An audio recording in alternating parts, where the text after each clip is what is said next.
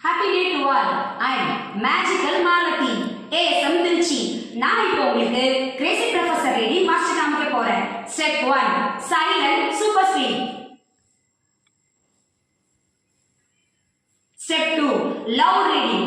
ஒரு நாள் அக்பர் மகாராஜா தனது மந்திரி பீர்பல் மேல் கோபமாக இருந்தார்.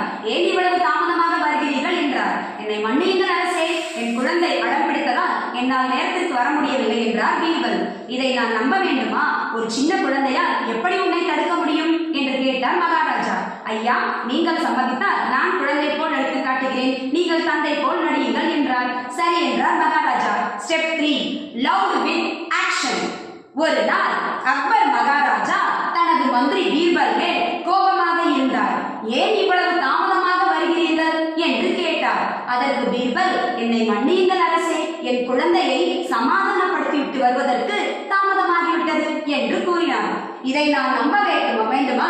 ஒரு சிறு குழந்தையை உன்னால் சமாதானப்படுத்த முடியாதா என்று கேட்டார் Maharaja.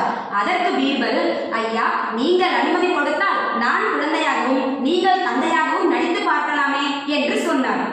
Step 4 love action and expression. ஒரு நாள் அக்பர் மகாராஜா தனது மந்திரி பீர்பல் மேல் கோபமாக இருந்தார். ஏன் இவ்வளவு தாமதமாக வருகிறீர்கள் என்று கேட்டார். அதற்கு பீர்பல், ஐயா, என்னை மன்னித்துக் கொள்ளுங்கள் அரசே, என் குழந்தையை சமாதானப்படுத்திவிட்டு வருவதற்கு சற்று தாமதமாகிவிட்டது என்று கூறினார். இதை நான் நம்ப வேண்டுமா? ஒரு சிறு குழந்தையை உன்னால் சமாதானப்படுத்த முடியாதா? என்னை ஏமாற்றுகிறாயா என்று கோபமாக கேட்டார். அதற்கு பீர்பல், ஐயா, நான் குழந்தையாக நடிக்கின்றேன், நீங்கள் தந்தையாக நடியுங்களேன் என்று சொன்னார். உடனே மகாராஜா, சரி, அப்படி ஆகட்டும் என்றார். குழந்தை, அப்பா, எனக்கு கரும்பு வேண்டும் என்று கேட்டது. உடனே மகாராஜா, கரும்பு விளையாத நேரத்தில் நான் எங்கு சென்று தேடுவது என்று அழைத்து தெரிந்து கரும்பை வெட்டி கொண்டு வந்து குழந்தையின் கையில் கொடுத்தார். அப்பா, எனக்கு துண்டுகளாகத்தான் வேண்டும் என்று குழந்தை சொன்னது. உடனே துண்டுகள் போட்டு குழந்தையின் கையில் கொடுத்தார். நல்லா இல்லை அப்பா, சரி, எனக்கு துண்டுகள் வேண்டாம், முழு கரும்பாய் கொடு. இது நடாவிந்தை, வெட்டிய கரும்பை நான் எப்படி துண்டுகளாக இந்த கரும்பை நான் எப்படி சேர்ப்பது? அவருக்கு ஒன்றும் புரியவில்லை. பீர்பல், என்னை மன்னித்து விடப்பா, இனி நீ உன் குழந்தையை சமாதானப்படுத்திவிட்டு அரண்மனைக்கு வந்தால் போதும் என்றார். ஸ்டெப் 5 பாராஃப்ரேசிங். ஒரு நாள் அக்பர் மகாராஜா தன்னுடைய அரண்மனையில் இருந்தார். அப்பொழுது பீர்பல் தாமதமாக வந்தார்.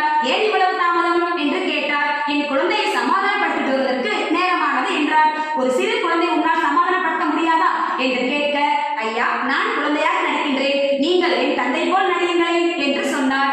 இருவரும் ஒப்புக்கொண்டார்கள். குழந்தை அடம்பிடித்துக் கொண்டே கரும்பு கேட்டது. கரும்பை அழைத்து திரிந்து வெட்டி கொண்டு வந்து கொடுத்தார். கரும்பை துண்டு துண்டுகளாக உடைத்து கொடு என்றது. துண்டு துண்டுகளாக வெட்டியும் கொடுத்தார். மறுபடியும் துண்டுகளை எல்லாம் முழு கரும்பாக சேர்த்து கொடு என்று கேட்டது. அக்பரால் முடியவில்லை. பீர்பலிடம் மன்னிப்பு கேட்டார். கதை முடிவடைகின்றது. தேங்க்யூ. பிஹூ.